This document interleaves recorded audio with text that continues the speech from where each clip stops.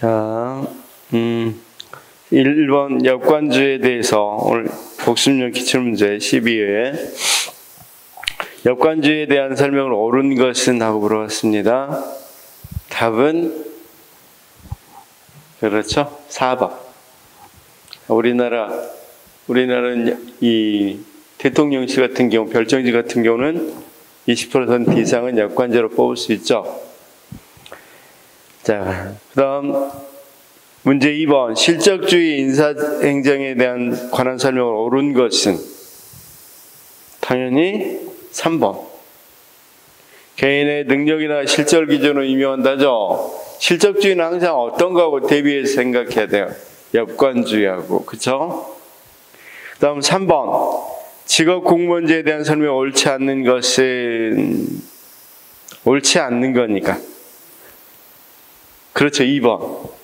그 다음 4번. 대표 관련된 기술로 옳은 것은 하고 물어봤어. 옳은 것은.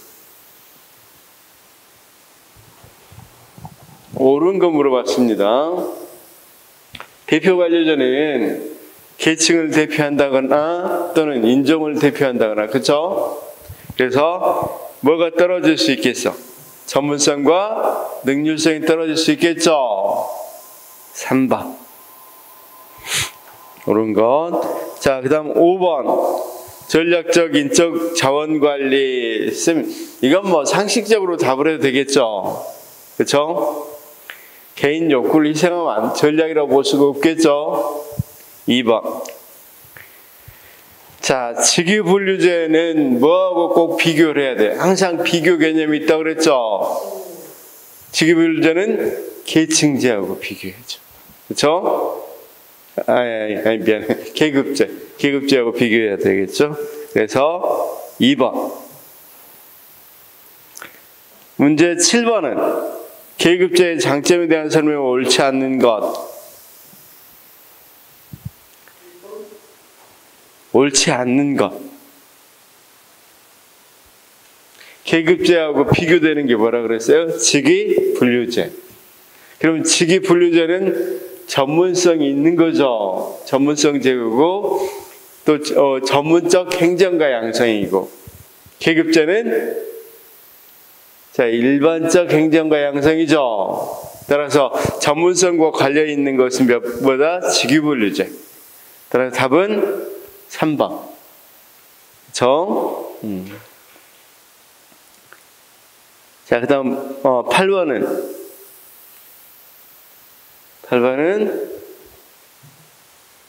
우리가 서열법과 분류법은 비계량적 방법이라고 그랬죠. 그 다음 어떤 것은 요소비교법이나 점수법은 계량적 방법이죠. 좋습니다. 우리나라 공무원 분류 중 특수경력직 공무원에 해당되지 않는 것은, 자, 우리나라 공무원 분류는 딱 두 가지죠. 크게 보면 경력직, 특수경력직. 그럼 특수경력직에는 어떤 게 있습니까? 특수경력직에는 정무직하고 별정직, 그쵸? 자, 그래서 헌법재판소 헌법연구관은 경력직에 어떤 것이라고 그랬습니까? 경력직은 일반직하고 무슨 직? 그쵸? 특정직. 그럼 헌법재판소 연구관은 특정직이라는 거죠. 우리가 특정직에 속하는 사람은 교사, 소방관, 경찰관, 그쵸? 그 다음 판사, 검사 이런 사람들은 특정직이다. 자, 그 다음 10번은 딱 봐도 1번은 뭐가 틀렸냐면 특수경력직 공무원은 경력직 공무원이 아닌 자 중이죠. 아닌 사람이고, 2번 별정직 공무원은 특정직 공무원, 이건 무슨 말인지 잘못됐죠? 별정직 공무원은 특수경력직이죠. 특수경력직. 자, 법관과 검사는 특수경력직, 맞죠? 미안해. 특정직이죠. 특수경력직이 아니라 특정직. 3번 틀렸고 4번 국회 사무총장, 감사원장 등은 정무직 맞죠? 그래서 답은 4번. 그래서 자, 다시 한번 불러드리겠습니다. 잠만. 1번은 몇 번? 1번은 4번, 2번은 3번, 3번은 2번, 4번은 3번, 5번은 2번, 6번은 2번, 7번은 3번, 8번은 1번, 9번은 2번, 10번은 4번. 자, 지난주에 했던 거 대강 어떤 거 했는지 한번 봅시다. 우리가 인사행정을 하고 있고, 인사행정에서는 인사행정의 일반적인 원리. 자, 인사행정은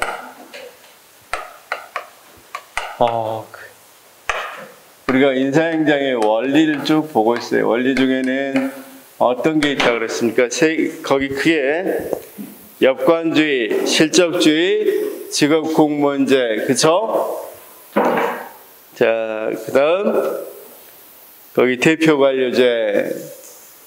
자, 우리나라는 대표관료제 형태를 띈 게 거기 있는 균형인사제도죠.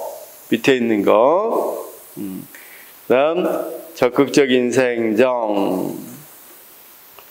한 장 넘겨보면 전략적 인적자원관리. 옛날에 단순한 인적자원 관리가 아니라 전략적으로 한다는 거. 그 다음 연공주의하고 성과주의를 비교해봤고, 최근에는 직장생활의 질의 관점에서 인사행정을 본다고 그랬죠. 그래서 근데 여기서 출제가 제일 많이 되는 건 다른 건 상관없이 제일 많이 되는 건 제일 이 앞에 있는 역관주의하고 실적주의, 장단점 또는 비교 이런 거 많이 나오죠. 그 다음 직업공무원제도 장단점 위주로 많이 나오죠. 특징과 장단점. 그 다음 대표관료제. 이 네 가지에서 거의 다 많이 나오죠. 아주 이 중요한 분류로 네 가지를 해두시면 좋겠습니다. 자, 그리고 대표관료제에서 우리나라에서 하고 있는 균형인사제도 그 제일 밑에 있는 거 국가공무원과 지방공무원, 그쵸? 그 부분도 좀 봐두시기 바라고.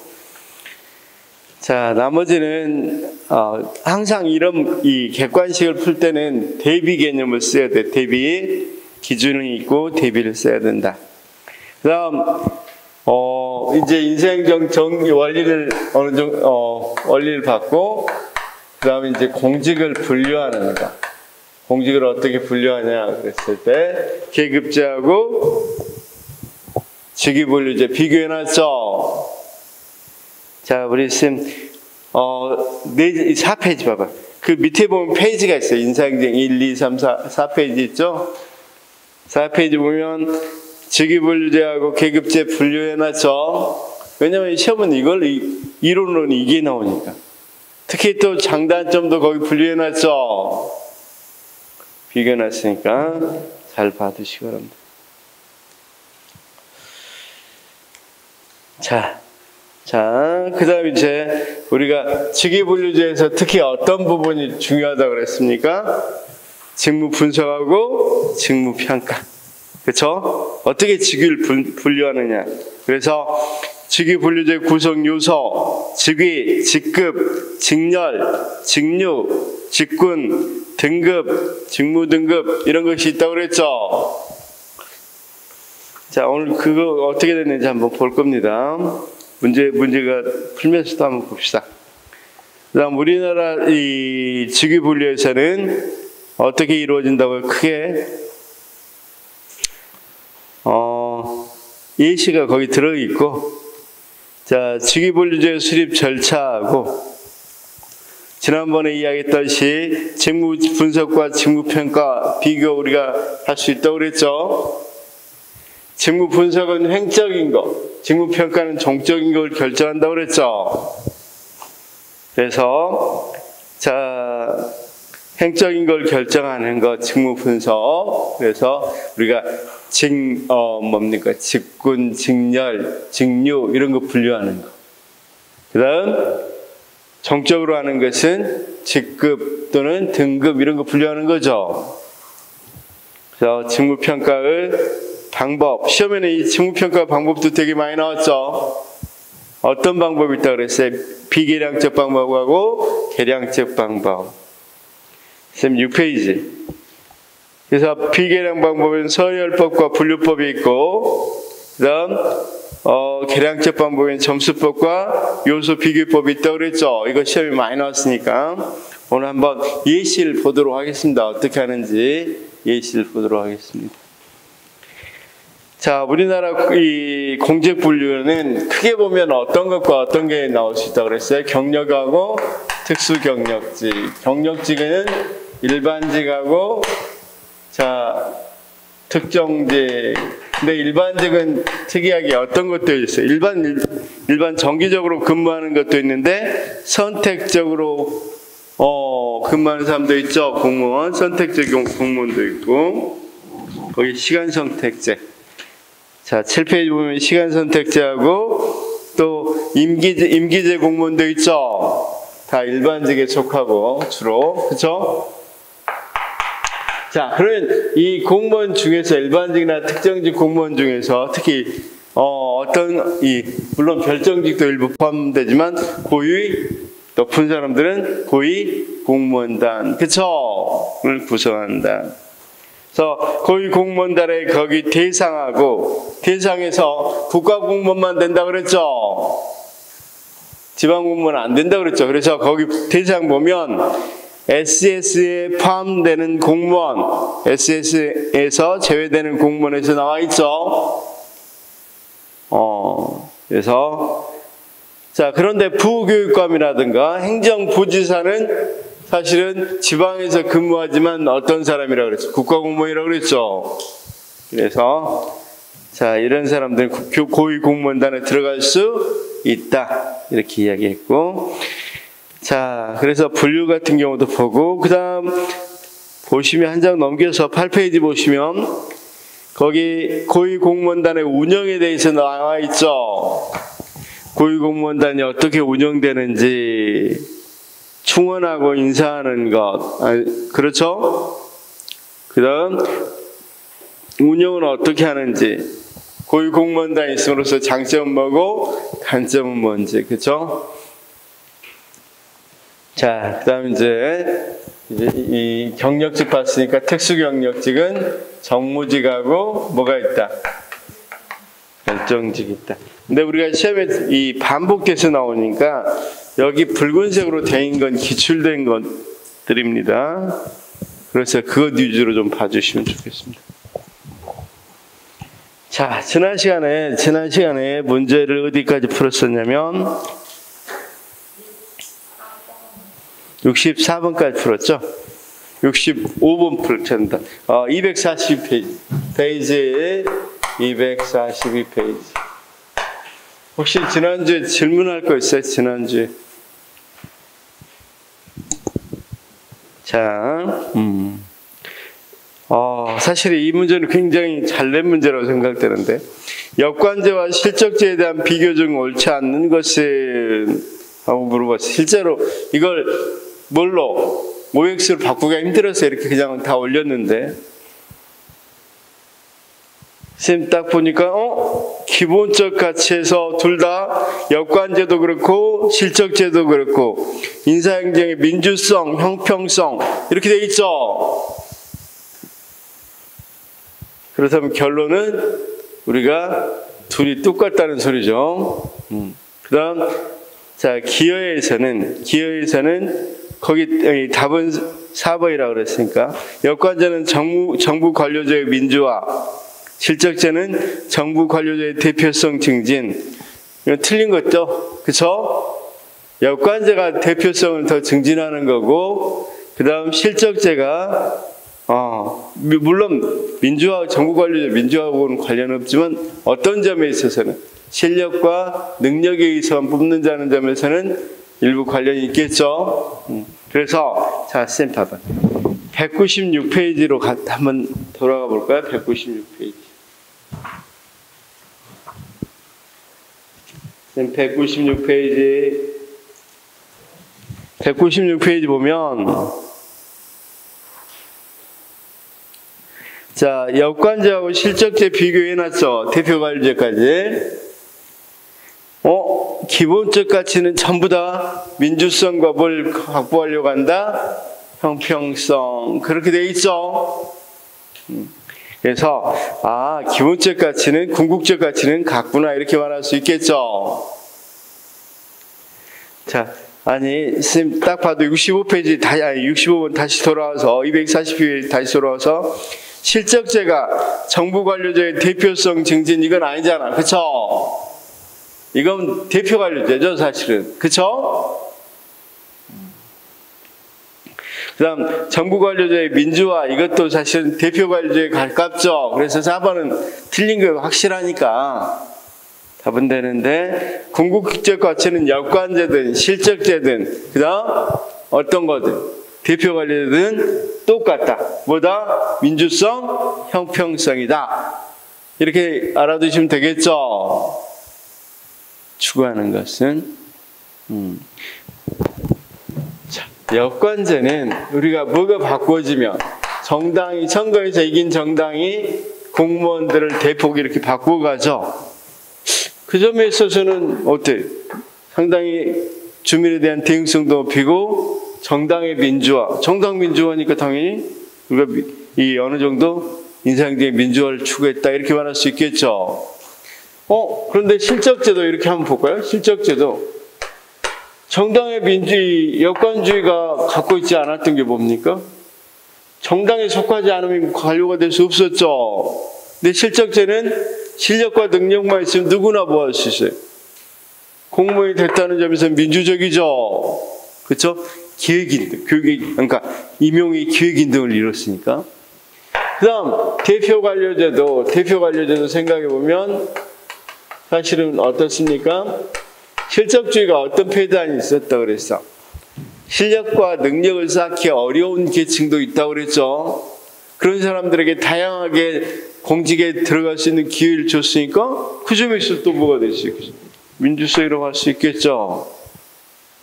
또한 형평성들을 추구했다 이렇게 이야기할 수 있겠다. 그래서 그런 문제는 잘 봐두시면 좋습니다. 원래 비교라는 뜻은 이런 문제 나올 때 비교라는 뜻은 비교하시오 이 말은 공통점과 차이점을 한번 찾아보시오 이런 뜻입니다. 그렇죠? 그래서 우리 이 선생님들 대학교 다닐 때 비교하시오라는 논술 문제가 나오면 사실은 차이점만 비교하면 그건 반틈만 가지고 공통점 차이점을 다 밝히시오 이렇게 되어 있습니다. 자, 66번 직업 공무원 제도는 공직을 직업 전문 분야로 확립시키기도 하지만 행정의 전문성 역할을 가져오기도 한다. 그렇죠? 직업 공무원제는 어렸을 때 들어가서 매력적인 공직에 들어가서 끝까지 근무하다 보면 자, 사실은 전문성 같은 거 전문적인 부분에 역할을 가져올 수도 있겠죠. 오랫동안 근무하다 보니까 이 사람들이 이제 지금같이 우리 같이 구급 시험 보고 쭉 근무했어. 한참 근무하는데 우리가 IT 전문가가 필요해. 이 사람은 IT 전문가가 되지는 않게 직업처럼 공무원 직업을 하고 있으니까 그런 부분은 전자정부 만들기 위해서 IT 전문가가 필요한데 이런 부분은 상당히 전문화하기 어렵죠. 자, 그 다음 역관주의 하에서는 행정의 민주성과 관료적 대응성 향상 물론 정책 수행 과정의 효율성 제고도 기대할 수 있다. 여기 그러겠어요.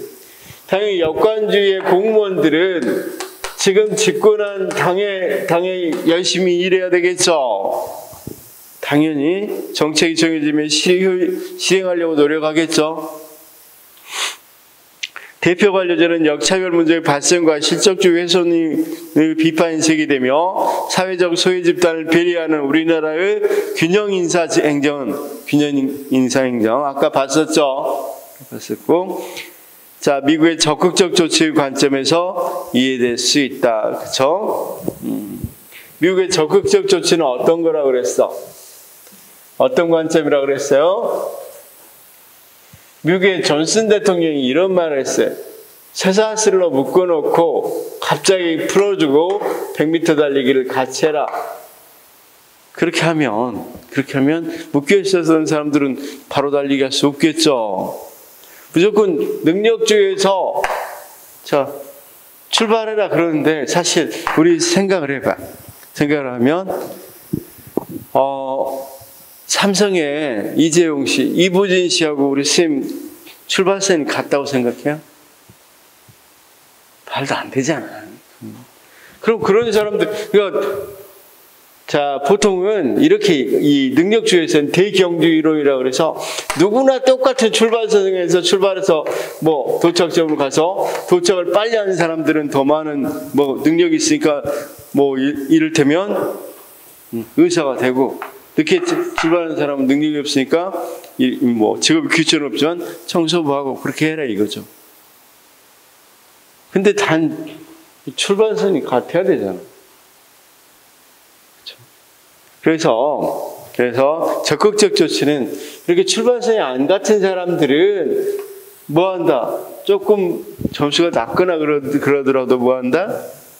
먼저 합격시키자. 우리 농어촌 특례 입학 같은 거, 대학교. 그렇죠? 그다음 미국 같은 경우는 소수민족 우대 정책이라고 그래서 대학교에서 소수민족들은 먼저 채용을 하는 거. 이렇게 채용해야 뭐 한다? 좀 더 공정하다고 이야기하는 걸 우리가 적극적 조치라고 그래요. 적극적 조치. 우리가 이 어디에서 배웠던 거, 개론에서 배웠던 로스의 정의론도 이런 이야기가 될 수 있겠죠. 이것을 기반이 됩니다. 로스의 정의론이 기반이 됩니다. 자, 69번 총액 인건비 제도는 일반적으로 기구, 정원 조정에 대한 재정당국의 중앙 통제는 그대로 둔 채 수당의 신설, 통합, 폐지와 절감, 절감 예산 활용 등에서의 부처 자율성을 부여하는 특성을 갖는다. 선생님 여기 틀렸어. 어디 부분이 틀렸어? 말 자체가 좀 웃기죠? 통제를 그대로 둔 채, 그죠? 통제를 완화하여, 그렇죠? 통제를 완화해서, 자, 뭐지, 옛날에는 총액 인건비를 딱 총액 인건비 제도 하기 전에는 인건비는 중앙에서 정해준 대로만 써있어요. 그렇죠? 근데 지금은 총액으로 줘, 총액. 그러니까 어떻게 되겠어? 갑자기 사람이 필요하면 이쪽에다도 전용해서 쓸 수 있겠죠, 인건비 내에서는. 그렇죠?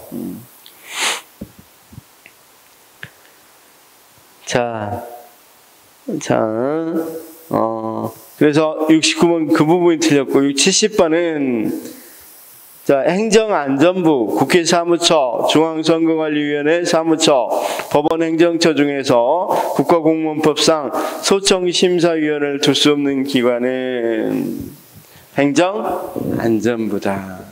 그렇죠?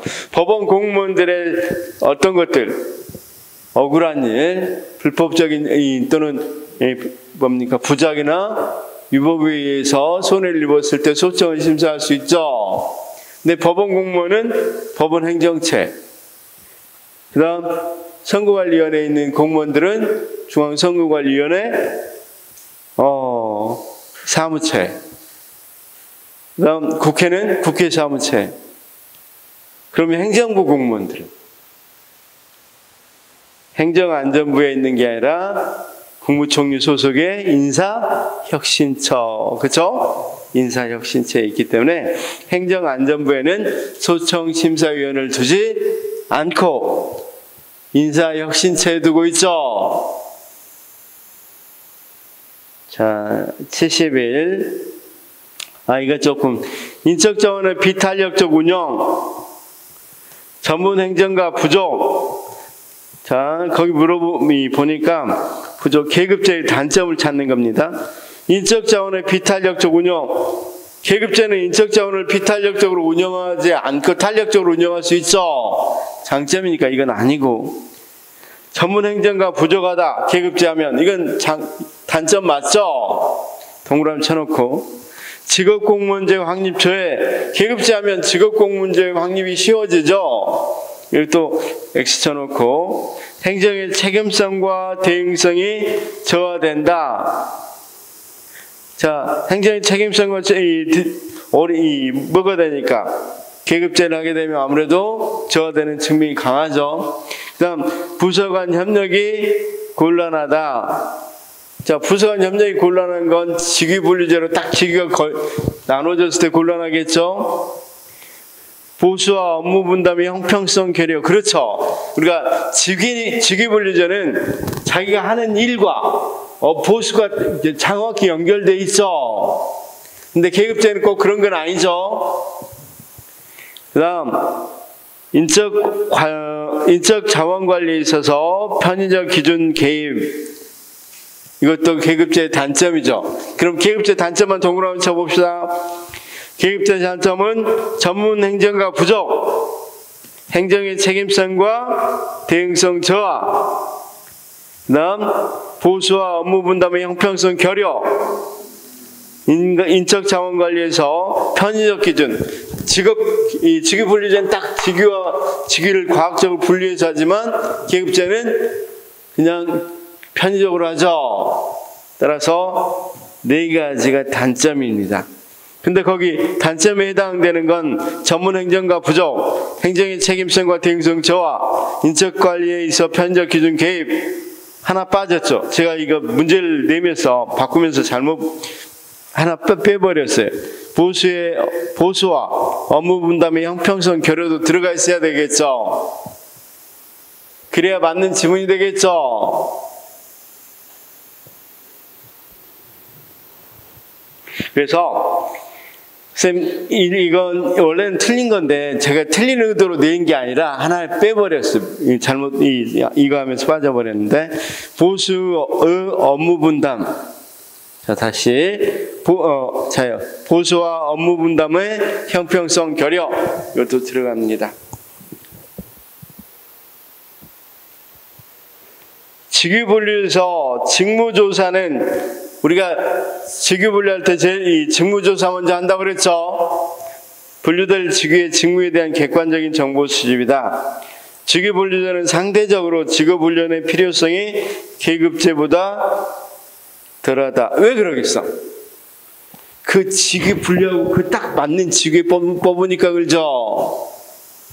이를테면 그냥 7급 이렇게 뽑는 게 아니라 직위를 분리해서 7급에서도 어떤 일을 하는 것 그래서 뽑는단 말이야. 그렇죠? 그러니까 훨씬 이미 뽑을 때부터 보거든. 전문가가 돼 있죠. 어느 전문적인 걸 할 수 있기 때문에 자 거기 있는 것처럼 필요성이 덜합니다. 직위 분리제는 실적적 요소와 개방형 인사의 역관제 요소를 모두 가지고 있다. 당연히 직위 분리제를 해서 그 직위에 맞는 사람을 고른다는 점에서는 실적제적 요소도 있죠. 근데 그 직위가 아무래도 정무적이다. 그러면 역관제적 요소도 어느 정도 가질 수 있겠죠.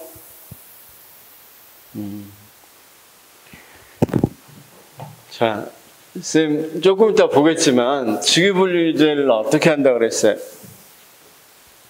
아까 직무분석에서 어떤 것, 직군, 직렬 뭘 결정하고 직률을 결정하고 직무평가를 해서 직급하고 등급 같은 걸 결정한단 말이에요. 어떤 게 높은지. 자, 좀 여기 한번 봐봅시다. 오늘 나눠드린 거 수업 자료 한번 봅시다.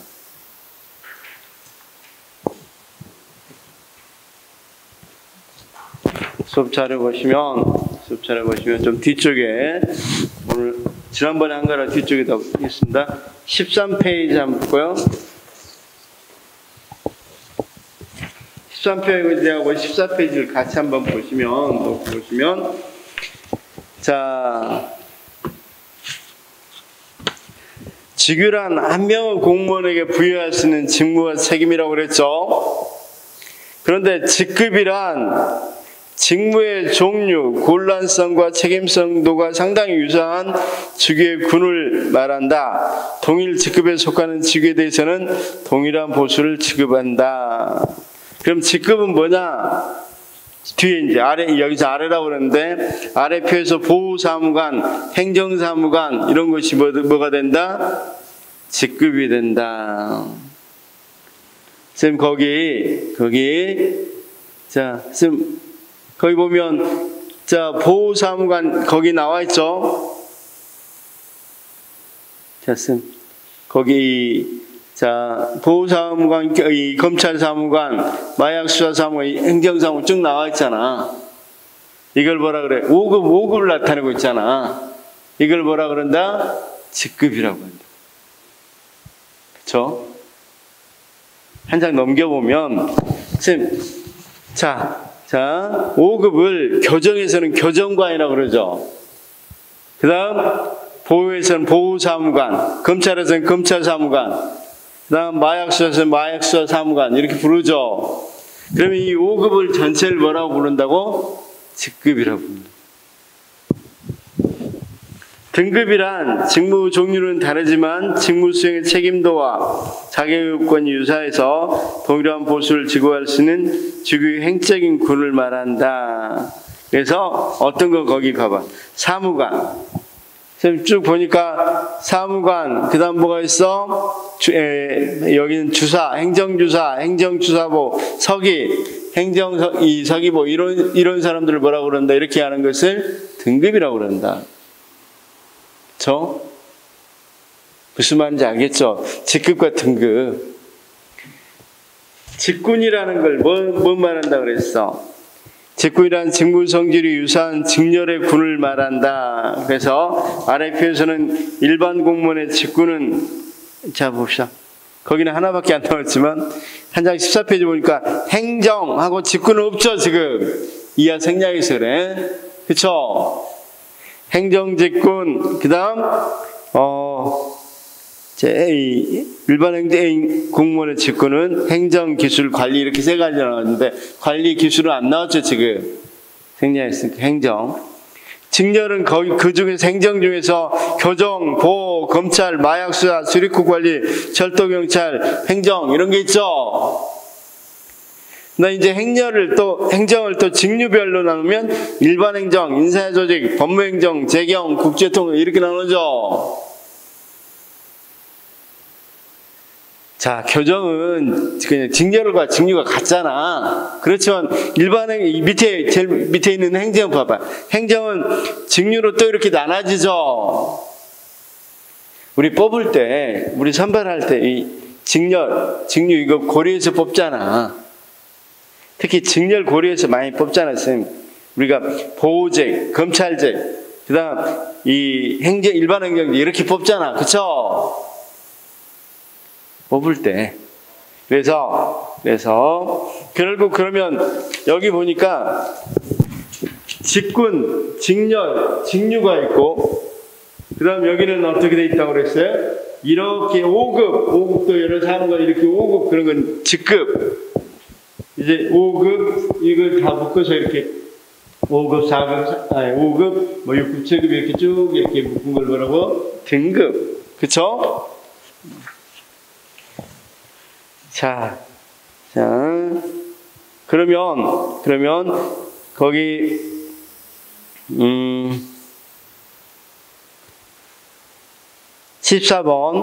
14번 할 텐데, 직위분리제는 실적제적 요소와 개방의 인사의 여건적 요소를 모두 가지고 있다. 우리가 여기서 직위분리제 해놓고 어떤 부분에 있어? 여기 딱 나중에 오겠지만 그 직위에 맞는 사람들 뽑는다는 점에서는 그 실력과 능력에 맞게 뽑는다는 점에서는 실적주의 맞죠? 근데 상위 직급들 봐봐. 정무직 아주 1급, 2급 이런 것들은 뭐 할 수도 있겠어? 자기하고 맞는 사람 뽑을 수 있겠죠? 그래서 역관적 요소를 다 가지고 있고, 직위분류제는 공무원의 신분보장과 직업공무원을 확립하는 데 용이다. 그러지 않죠? 직위분류제는, 자, 우리 직위분류제는 폐쇄형하고 어울려, 개방형하고 어울려, 뽑을 때. 직위분류제하고 계급제하고 생각해 봅시다. 그쵸? 대비된다 그랬으니까. 아무래도 이건, 그렇지, 전문가들 좀 딱 그 직위에 맞는 사람 외부에서 초청하는 것이 훨씬 더 이 직위분류제에 부합할 수 있겠죠. 개방형이다 보면 아무래도 계급제는 폐쇄형이고요. 개방형이다 보면 직위분류제는 직업공무원제하고는 거리가 좀 있겠죠. 자, 그다음 이 직위분류제의 장점은 근무성적 평정을 객관적으로 할 수 있는 기준. 그렇죠. 평정은 객관적, 이 직무를 정확히 분석해 주니까. 그다음 직위분류제의 장점은 직위 간의 권한과 책임의 한계를 명확히 해준다. 맞고, 직위분류제의 장점은 전문 직업인을 양성하는데, 맞죠? 행정의 전문화. 직위분류제의 장점은 조직과 직무 변화 등에 신속히 대응할 수 있다. 선생님, 신속히 대응하려면 이 사람이 이 사람이 뭐 해도 되겠어? 다른 일도 해야 되겠죠? 이렇게 해서 빨리 대응할 수 있겠죠? 그래서 보통 계급제하에서는 일반 행정가 양성이죠. 일반 행정가라는 것은 쌤 봐봐. 일반 행정가라면 5급 일은 여기도 하고 이렇게 직무 순환을 통해서 많이 하기 때문에 바로바로 옮겨서 쓸 수 있겠죠. 근데 직위분류제는 딱 그 직위만 정확히 과학적으로 분류해서 그 직위만 하게 되니까 이렇게 뭐 하기는 어려울 거예요. 신속히 대응하기 어렵겠죠. 자, 직무평가 방법 중 점수법은 직무 전체를 종합적으로 판단해 미리 정해놓은 등급 기준표에 비교해가면서 등급을 결정한다. 선생님, 이거 틀렸어. 무슨 법이야 이게? 자, 법은 네 가지라고 그랬죠? 서열법, 그 다음 분류법, 그 다음 점수법, 요소 비교법. 그쵸? 이렇게 하는 건 뭐라고 불렀어? 분류법. 그쵸? 그래서 쌤 실제로 오늘 나눠드린 게 12페이지 봐요.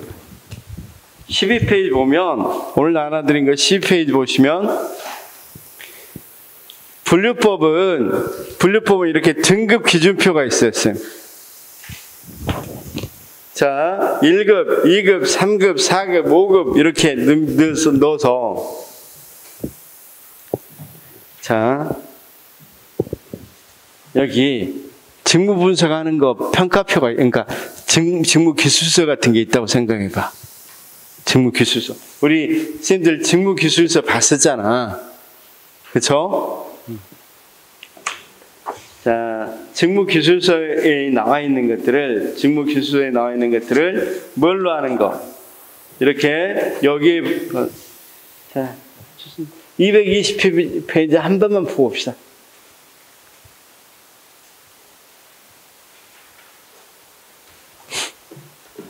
이게 직무기술서야, 직무기술서. 220페이지. 이게 직무기술서라고. 이걸 보고, 이건 뭡니까? 국제협력관실에 있는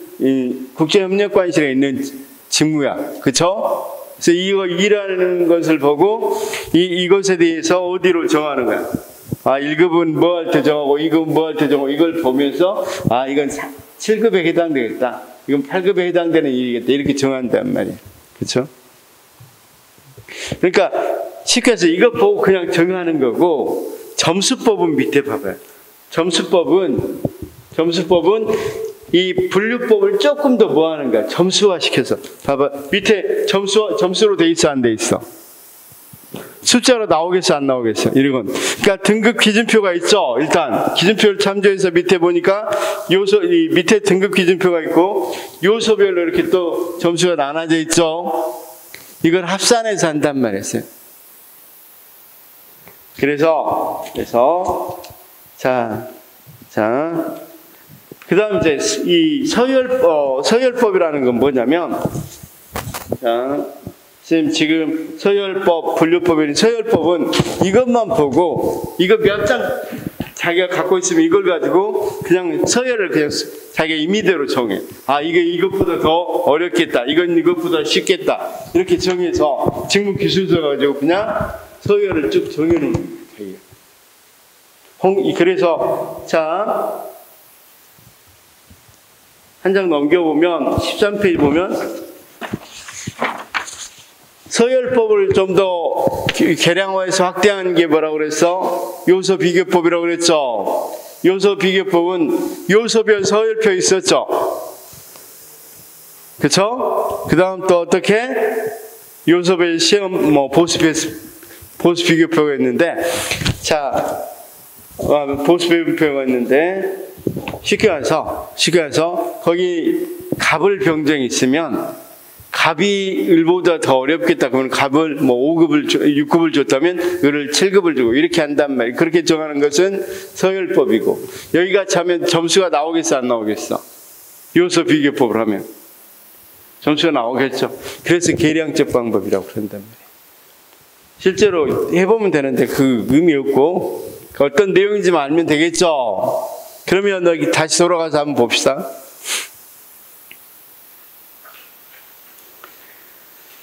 자,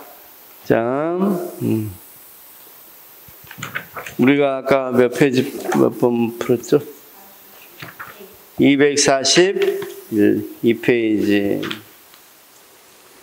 자, 그러면 직무평가 방법 중 점수법은 직무 전체를 종합적으로 판단해 미리 정해놓은 등급 기준표와 비교해서 하는 것은 점수법이 아니라 분류법이고, 직무평가 방법 중 점수법은 대표가 될 만한 직무들을 선정해서 기준 직무로 정해놓고, 자, 직무들끼리 비교하는 건 뭐라고 그랬어? 직무와 직무. 자, 물어볼게요. 직무기술서, 이걸 갑의 직무기술서, 을의 직무기술서, 이렇게 직무와 직무를 비교하는 것을 우리가 서열법하고, 이걸 조금 개량화시킨 게 요소 비교법. 그쵸? 그래서 갑이라는 사람의 직무, 을이라는 사람 직무 이렇게 한다고 그랬죠.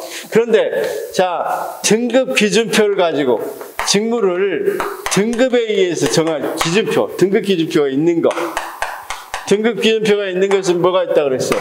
점수법하고, 분류법하고 점수법 이렇게 이야기했죠. 그렇죠? 그래서 직무와 직무 비교하면 서열법 아니면 요소 비교법. 근데 직무와 직무를 비교할 때 비계량적으로 하는 건 그냥 임의적으로 자기가 하는 것은 서열법이고, 쭉 보고 나서 이게 더 중요하겠네 하고 하는 거고, 요소 비교법은 요소 하나하나 점수화해서 비교하죠. 갑의 직무를 딱 요소로 나누어서 갑을 병정해 직무들을 요소로 나누어서 비교한단 말이에요. 점수 쪼가면서.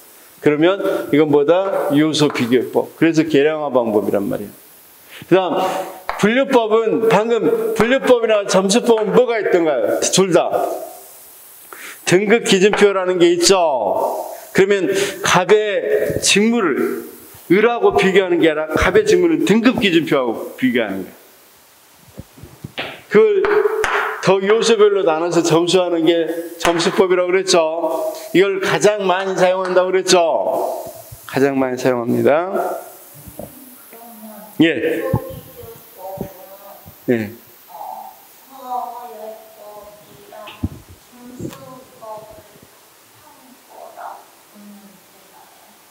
선생님 그냥 아주 간단하게 생각해서 직무하고 직무, 갑의 직무, 을의 직무 이렇게 그냥 비교하는 것은 서열하고 요소 비교법이고, 직무하고 갑을 비교 안 해. 그냥 직무하고 등급 기준표하고 이렇게 비교해서 정하는 것은 뭐다? 분류법하고 점수법 이렇게. 이게 이제 가장 큰 분류입니다. 그다음 요소 비교법하고 점수법은 뭘로 나타낼 수 있는데?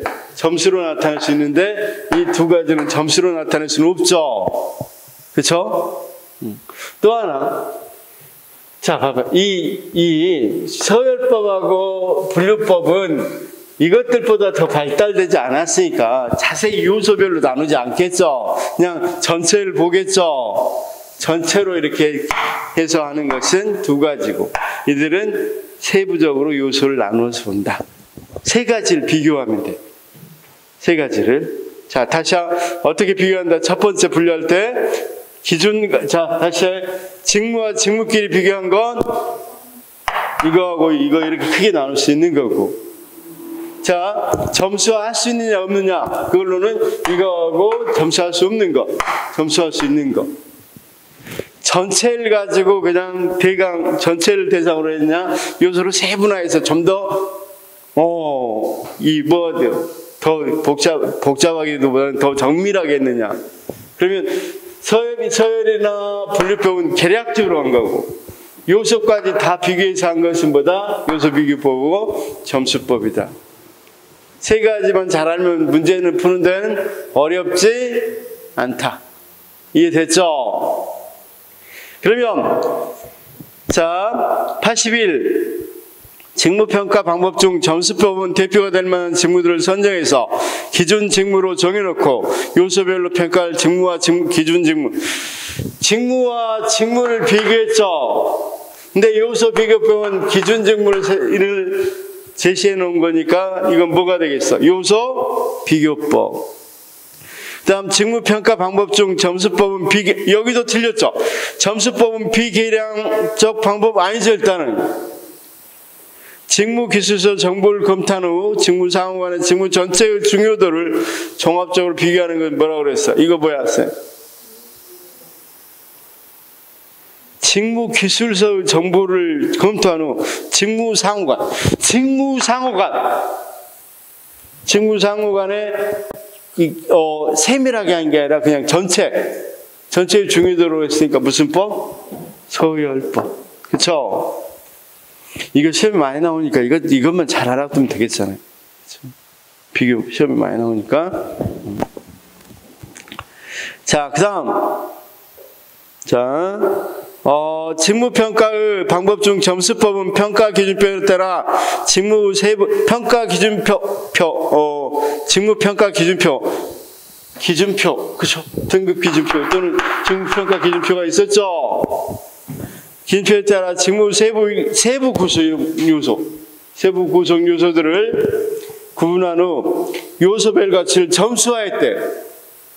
추정했는데 요소별 점수를 합산한 총점이 직무 상대 가치를 나타낸다.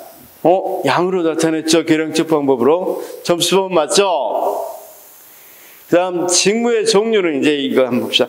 직무의 종류는 다르나 곤란도 책임도가 상당히 유사한 직위의 군을 뭐라고 이야기합니까? 직무의 종류는 달라요. 곤란하고 책임도 상당히 어떤 거? 유사한 직위의 군을 뭐라 한다? 전체 등급. 그쵸? 그 다음 직무 종류는 유사해. 이게 중요해. 직무 종류가 다르나 여기는 직무 종류 유사하지만 곤란도 책임도가 서로 다른 직무군을 우리가 뭐라고 부른다? 직렬. 그쵸? 자, 다시 비슷한 직류의 성격의 직렬들을 모은 직류 대단원은 직군. 이거 맞죠? 동일한 직급 내에 담당 분야가 동일한 직무군으로 세분하는 것을 직류라고 한다. 그래서 하나 틀렸어요. 동일한 뭐 속에서? 아까 보니까 우리가 직군이 있었고 직군을 세분하는 게 직렬이 있었고 직렬을 세분하는 게 직류가 있었죠. 그러니까 직류, 행정직군 뭐 이렇게 있었잖아. 여기는 보보 쭉 있었다가 일반까지 있었죠. 일반에서는 다시 뭐 법무행정, 무슨 행정, 인사행정 이런 게 있었죠. 그러니까 다시 한 번만 제일 큰 무리가 뭐야?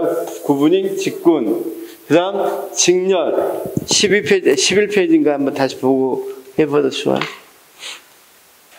이건 지금 빨리 넘어갈 문제가 아니라 정확히 알고 넘어가면 다음에 안 틀리겠죠?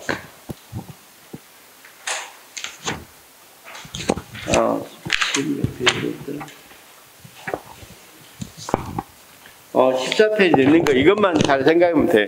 이 표 제일 크게 나눈 게 뭐야? 제일 크게 직군이죠. 옆으로 올 때는. 그렇죠? 그 다음 우리가 그걸 세분화한 게 직렬이죠. 직렬을 다시 세분화하는 게 직류죠.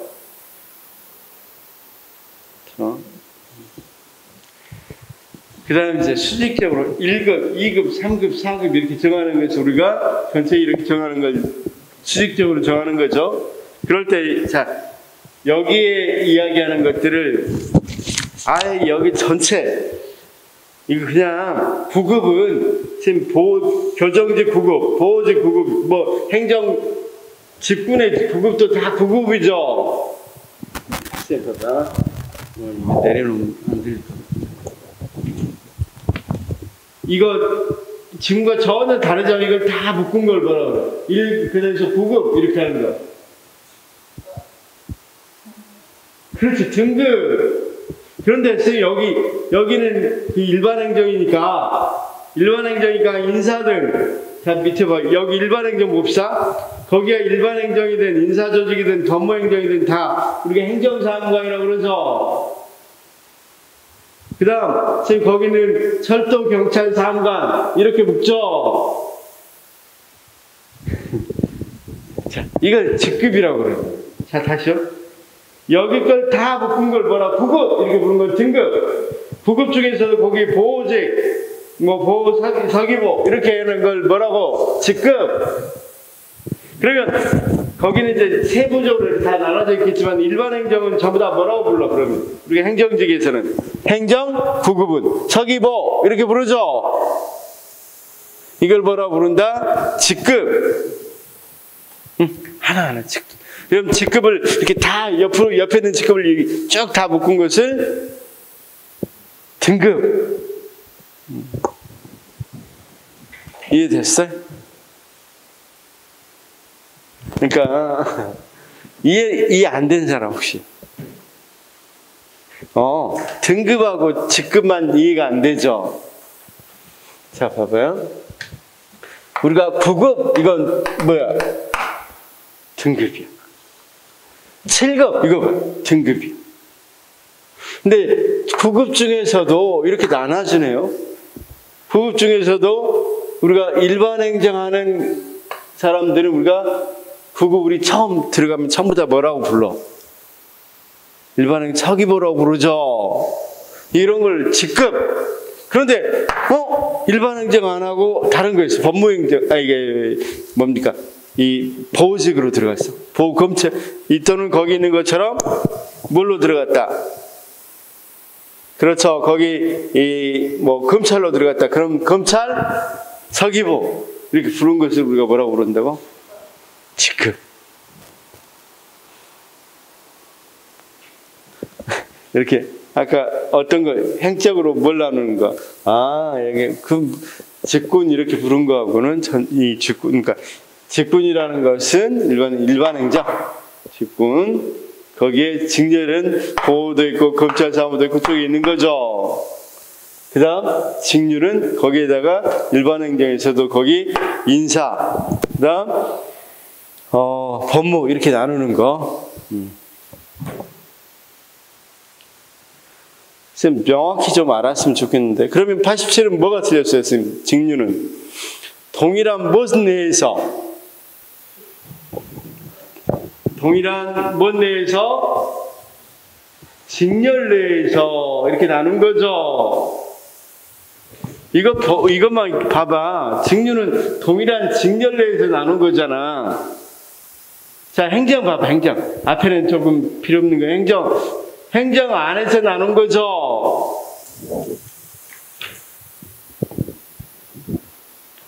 명확히 구분하게 되면 나머지 나중에 뭐 전직 같은 건 직렬간 이동 이런 거니까 이런 말 할 때 무슨 말인지 알게 된단 말이에요. 예? 예? 84번. 직무 종류는 다르나 곤란도 책임도 상당히 유사한 직무군. 직무 종류 다르죠. 보호 업무 다르죠.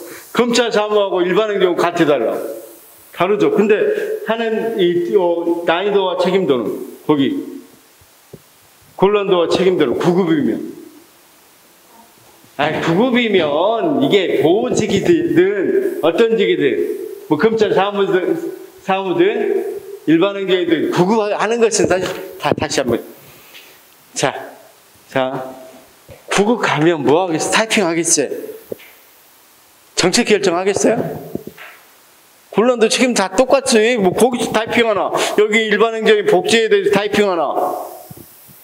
똑같잖아. 그러면 자 생각해보자. 검찰 사무에서 1급에서 정책 결정하는 거랑 일반 행정의 1급이 정책 결정하는 난이도가 어렵게 시켰어. 거기서 거기겠죠. 그쵸? 그러니까 정확히 뭐야? 직무의 종류는 다르나? 직무가 뭐였어? 검찰 사무. 그 다음 일반은 다르죠. 그런데 곤란도 책임제가 상당히 유사하죠. 그걸 직위군을 뭐라고 그런다? 등급이라고 그러고 9급은 좋아요. 그냥 9급 합시다. 9등급 9급은 어떤 업무를 하거나 이 업무상 어렵고 쉽고 정도는 비슷하겠죠. 응? 자, 알았습니다. 그걸 뭐라 그런다? 등급이라고 한다. 그럼 우리 쌤 또 질문. 이해됐어요? 하시죠. 좋습니다. 88. 특수경력직 공무원은 경력직 공무원과는 달리 실적주의와 직업공무원제의 획일적 적용을 받지 않는다. 그 가장 큰 특징이죠. 자, 경력직과 특수경력직의 가장 큰 특징은 실적주의와 직업공무원제와 획일적 적용을 받지 않는다는 점이죠. 이해 안 되면 선생님같이 질문하셔야 돼요. 특수경력직은 솔직히 정무직 같은 경우는 어때요? 실적과 관련 없잖아. 실적주의하고. 그렇죠?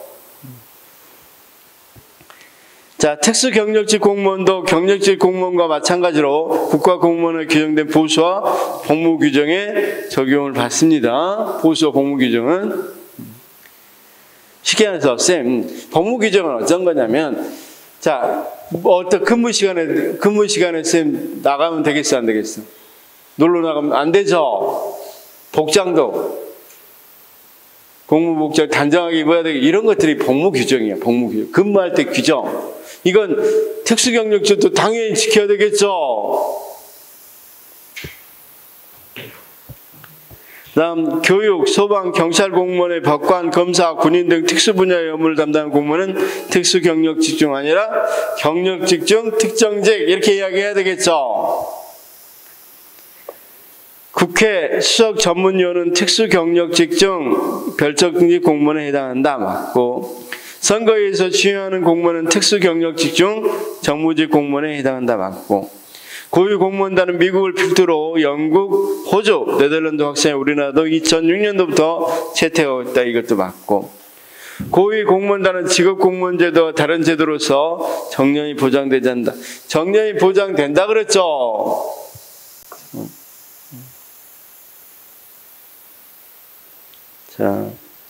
자, 쌤, 고위 공무원단,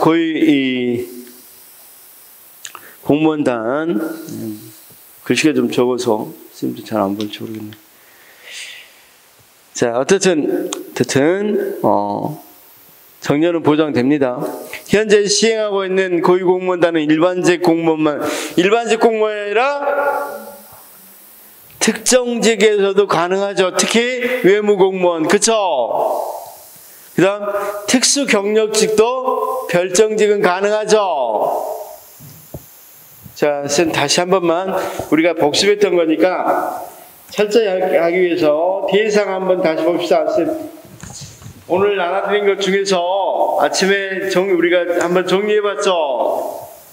그래서 SS에 들어갈 수 있는 사람과 들어갈 수 없는 사람 대상 여기 있었죠. 7페이지.